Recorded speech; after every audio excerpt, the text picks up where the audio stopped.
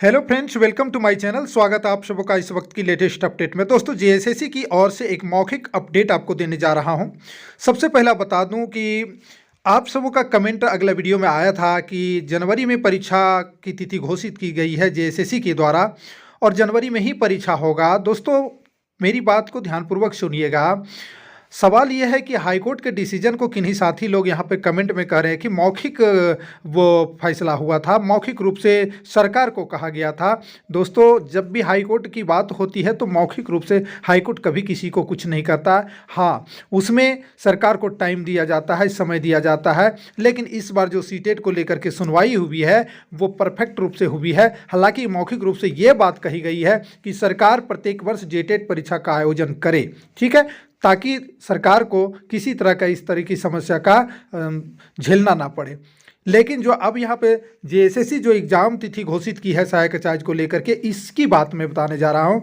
दोस्तों, ये बात जब हमारे साथी रांची में रहते हैं वो वहाँ पर से जब बातें की है जेएसएससी कार्यालय से, तो जेएसएससी कार्यालय से स्पष्ट बात आई कि सीटेट का जो सुनवाई हुआ हाईकोर्ट से, कोर्ट ऑर्डर आने के बाद हम लोग को इसमें इसको जो है परीक्षा तिथि को एक्सटेंड करना पड़ेगा, सीटेट वाले को फॉर्म भरने का मौका देना पड़ेगा, लेकिन तब तक हम नहीं कर सकते हैं जब तक कोर्ट ऑर्डर हमारे पास नहीं आता है। तो जेएसएससी के पास जो है कोर्ट ऑर्डर आएगा तब इस पर संशोधन किया जाएगा और फिर परीक्षा कब होगी इसकी संभावित तिथि दी जाएगी, ना कि परफेक्ट तिथि दी जाएगी। कितना समय फॉर्म भरने का मिलेगा, फिर करेक्शन होगा, बहुत सारे इसमें प्रक्रियाओं से गुजरना होगा। तो फिलहाल जेएसएससी की तरफ से एक ही अपडेट आया हुआ है कि निश्चित तौर पर हमें जो है एग्ज़ाम डेट एक्सटेंड करना पड़ेगा और जब तक कोर्ट ऑर्डर नहीं आता हम इस पर डिसीजन को नहीं बदलेंगे। तो अब आप लोग को ये कंफर्म हो जाना चाहिए कि कोर्ट ऑर्डर का जो लिखित, जैसा कि बीआरपी सीआरपी वाला भी केस में इसी तरह से जो है आज से कल तक में जारी हो गया था नया नोटिस, तो जेएसएससी भी आज तो जारी नहीं की है अभी तक, लेकिन कल तक जो हमें लगता है कि नया नोटिस जारी हो जाएगा, जो परीक्षा तिथि है वो कैंसिल हो जाएगा।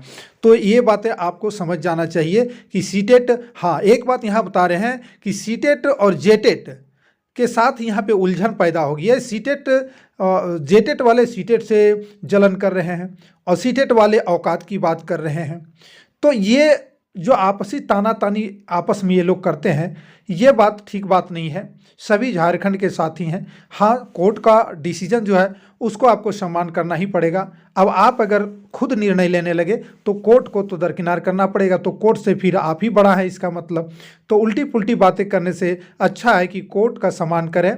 हाई कोर्ट जो डिसीजन लिया है, हालांकि इस वक्त जो झारखंड की जो दशा है, झारखंड की जो यथार्थ स्थिति है उसके अगर मद्देनज़र इसको रख करके अगर तौला जाए, इस पर विचार किया जाए तो कहीं से उचित नहीं है, क्योंकि सरकार कहीं ना कहीं झारखंड के बेरोजगार युवाओं को फंसाने का कार्य कर रही है। सरकार चाहती तो 2012 नियमावली से शिक्षक बहाली कर सकती थी, लेकिन सहायक आचार्य ला करके, और वो भी त्रुटिपूर्ण सहायक आचार्य, जो कि 7 घंटे और 9 घंटे का एग्ज़ाम, जो कि हाई स्कूल से भी अपर लेवल का एग्ज़ाम है, कहीं ना कहीं झारखंड के मुख्यमंत्री जो है नर्क की ओर ढकेलना चाह रहे हैं बेरोजगार युवाओं को। पता नहीं उनके अंदर क्या जलन है यहाँ के बेरोजगार युवाओं से, क्या उनको कभी तकलीफ दिए हैं क्या यहाँ बेरोजगार के युवाओं को, जो कि उनको चुनाव में जिता करके मुख्यमंत्री बना दिए। बस यही खता किए हैं यहाँ के बेरोजगार युवा, अन्यथा मुख्यमंत्री को इतनी ताकत नहीं थी कि बेरोजगार युवाओं को सताते। बस यही जो है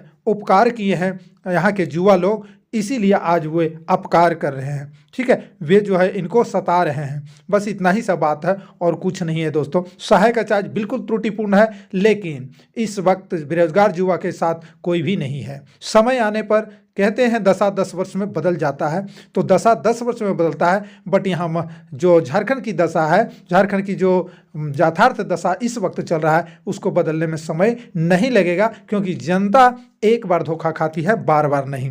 दोस्तों, वीडियो को लाइक करें, शेयर करें, चैनल पर नए हैं तो सब्सक्राइब करें। जय हिंद, वंदे मातरम।